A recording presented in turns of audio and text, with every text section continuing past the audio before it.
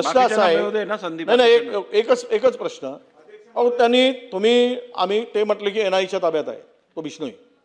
एनआयच्या ताब्यात आहे का चौकशी करता येत नाही तुम्ही किती वेळा चौकशी केला सलमान खानवर गोळीबार झाला राज्यमंत्र्यांचा जीव गेला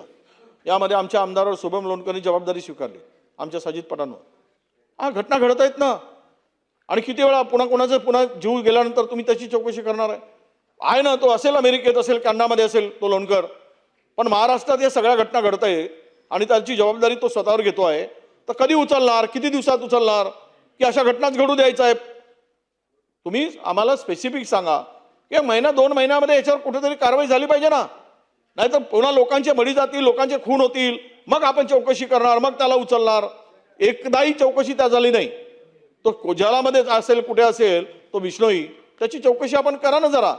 आमची मागणी हीच आहे की हा घटना पुन्हा घडू नयेत पुन्हा निष्पाप लोकांचा जीव जाऊ नये पोलिसांना वारंवार त्या लोकांना संरक्षण द्यावं लागतं पोलिसांचे पण पैसे खर्च होतात ना संरक्षण देऊन म्हणून बिश्नोईला असेल किंवा लोणकरला असेल मुख्यमंत्री महोदय यांना उचलून आणून कारण हा घटना वारंवार या बिश्नोई गँग जबाबदारी घेते आपल्या पुण्यामध्ये या घटनेनंतर फार दहशत व्यापाऱ्यामध्ये आहे त्यांना सुद्धा आपण पोलीस संरक्षण दिलं आहे उद्या येऊन कधी मारू शकतात म्हणून मुळाशी जाणं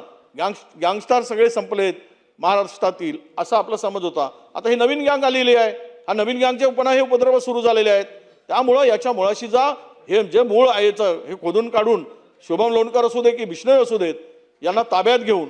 या कायमचा या टोळीचा बंदोबस्त करणे आवश्यक आहे तो कराल का हा आमचा प्रश्न आहे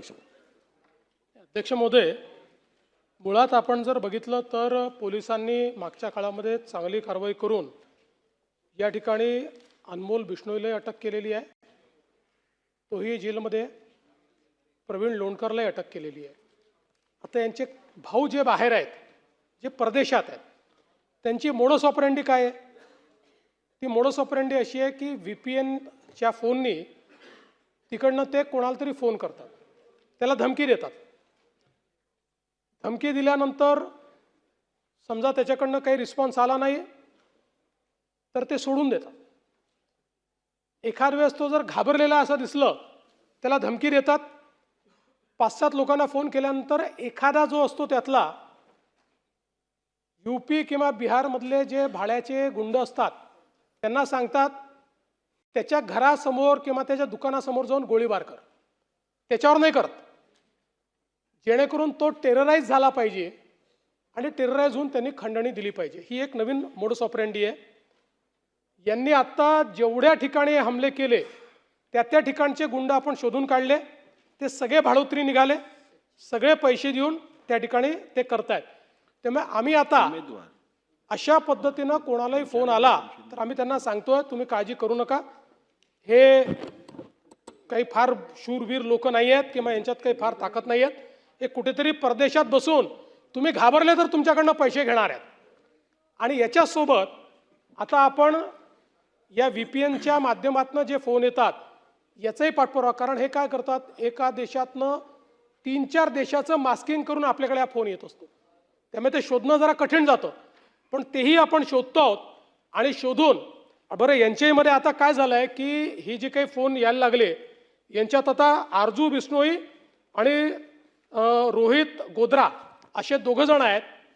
जे पूर्वी एक गँग होती त्याच्यात 2 गँग झाल्या कारण हे मेन यांचे जे आका होते ते आता जेलमध्ये गेले आहेत म्हणून यांच्यात 2 गँग झाल्या आहेत दोघंही वर्चस्वाकरता प्रयत्न करतायत पण मी निश्चित आश्वस्त करतो यांनाही आपण शोधून काढू आणि हे जे काही किरायाचे गुंडबिंड घेतात या सगळ्यांचा या ठिकाणी पूर्णपणे बंदोबस्त केला जाईल